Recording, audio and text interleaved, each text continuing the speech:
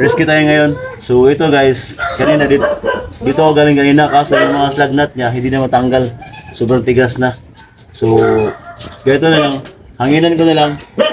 So nilagyan ko ng 170 PSI ang air buster. So ito ang gamitin natin para mahanginan natin ito.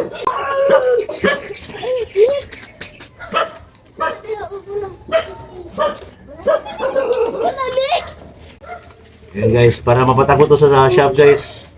Para doon lang to sa shop, baklasin.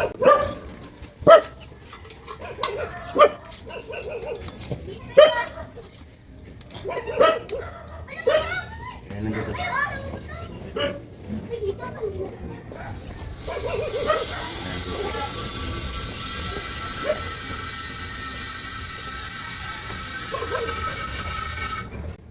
Lagyan natin ng 60.